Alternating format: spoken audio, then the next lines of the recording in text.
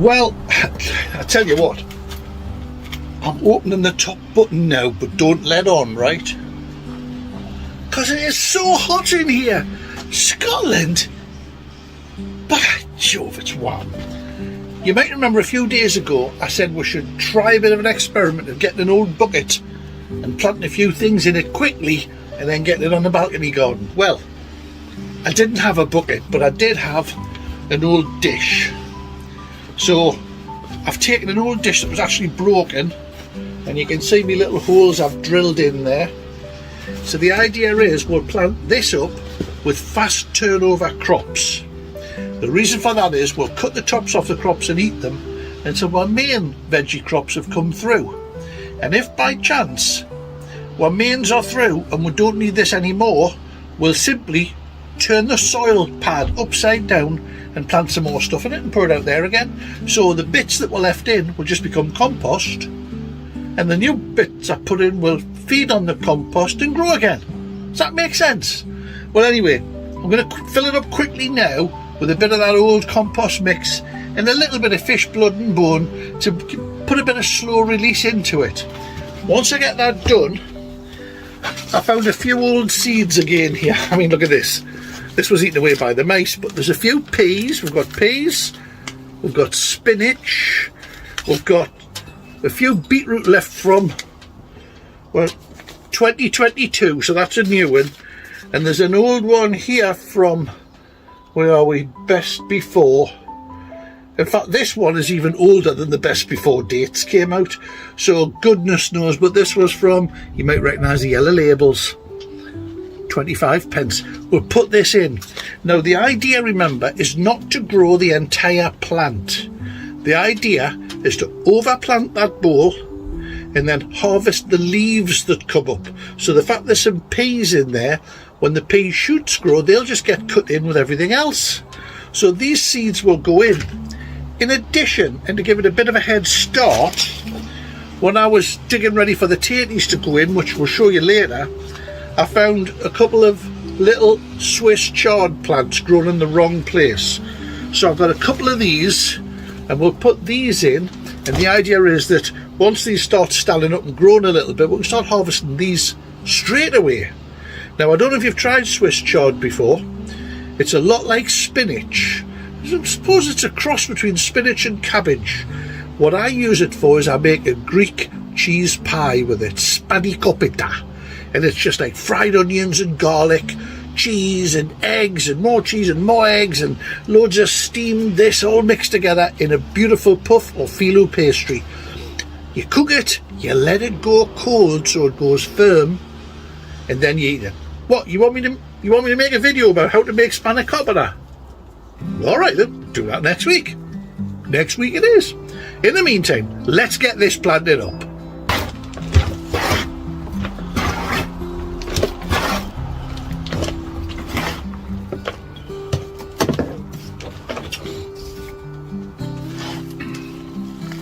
Now I've purposely left a lot of the old soil on here. The reason is these roots are encased not just in soil, but in all the microbes that live in the soil. Remember, keep your soil healthy, keeps your plants healthy. So if I just pop this in the back of the dish, pop that right at the back out the way and bury it in. I probably don't need those little ones in at all, but we'll get that lot right in the back out the way. Then the idea is it'll grow that way on. So let's just get this in. So we've got some old beetroot here. Yeah, just get that in. Beetroot leaves are lovely in a salad. Now you can see I'm putting way too many in if you are going to grow the whole beetroot. What we've got in here, spinach. So we'll get the spinach in. Now you're not worrying about planting distances, remember, it's the seeds you want in just to get the leaves back out again. What else is in there? What's that? Lettuce. So these are little lettuce seeds which could go in now. That'll go in there. And the peas we talked about. Again, peas normally grow 3 feet high. These won't. They'll be looking to get to 6 inches before we start harvesting them. and then with a bit more soil over the top. I know it seems absolutely crazy, but that is all there is to it. And don't forget the all-important bit of blind.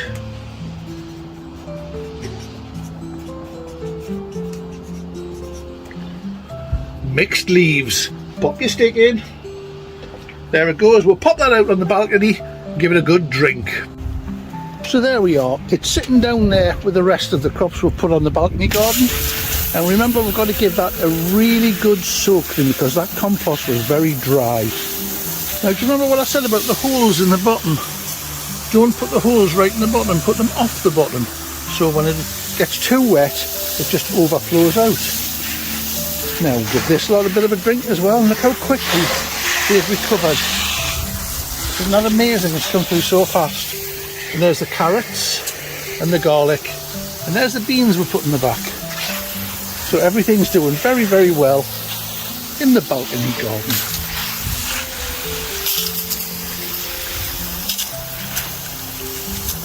A few moments later. Now don't mind my shadow, but that's the bit that we tidied up the other day when we looked at the weeds and that, you know. I got down on my hands and knees and I just literally pulled up all the weeds out with the trowel after it had rained. Well, it's dried a bit now, and I was looking, that's where I'm planning on putting the potatoes in. So we're going to do that probably in a day or two, showing you 3 different ways of planting your potatoes. Easy, easier and lazy Geordie bloke. That's the 3 different ways. Now you can see behind the old compost bins that I had that I converted into growing towers. Now they're awesome. I can get 40 plants on each one of those, so 80 plants in that 2 square meters. But then I thought, well, if I actually pull the potatoes back to there, leaving myself a foot of space here, what could I grow in a foot of space?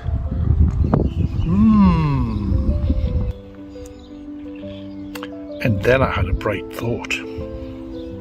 I thought if I popped in there a few posts like that and a bit of trellis like that, then I've got about a foot of spare space running down there that I can plant into, and I've got the perfect crop ready to go in. French climbing beans.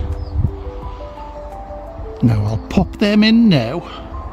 They'll grow up that trellis, and by the time they get a bit higher, I'll have put some net right the way up to the top of these sticks.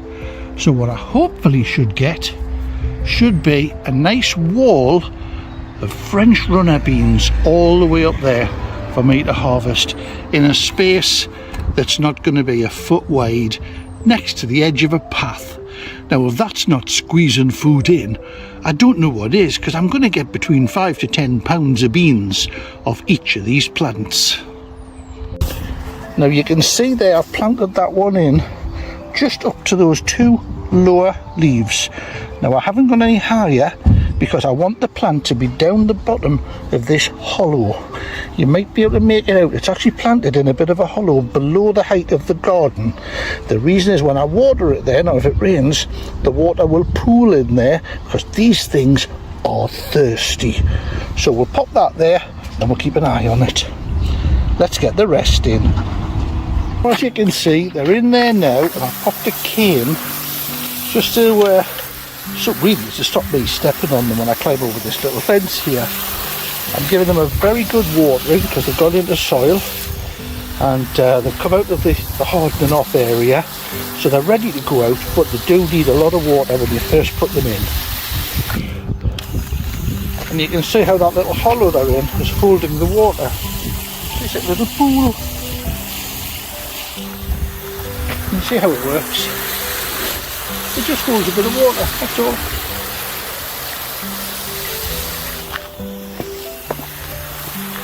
Now, you'll notice I've left a big gap between them. Well, the reason for that is I've got something else in mind to go in there, and I'll show you soon. But for now, that's it. Well, I know that was just a bit of a quick one, but I hope you enjoyed it anyway. And what I'm trying to get through is that you don't need a big space to run a garden. There you saw I had around about a foot wide strip along the side of a path.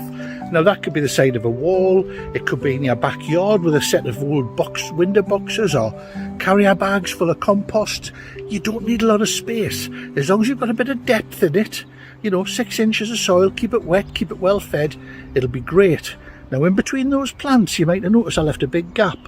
Well, that's because when the courgettes have come through, I'm going to plant a courgette bush in between each of these. Now a courgette bush looks really massive and very bushy, and it is, but it still only takes up a little bit of space in width.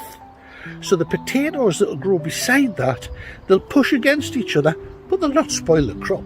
All right, if there's a little bit overcrowding, the harvest might be a little bit smaller, but I'm not going to panic. I can't eat all the courgettes that grew anyway, even though I turn them into jam and wine and all sorts of stuff. But anyway, if you want to see what we do next with the potatoes, 3 different ways to plant them, keep an eye on this space. See you soon. Bye-bye now.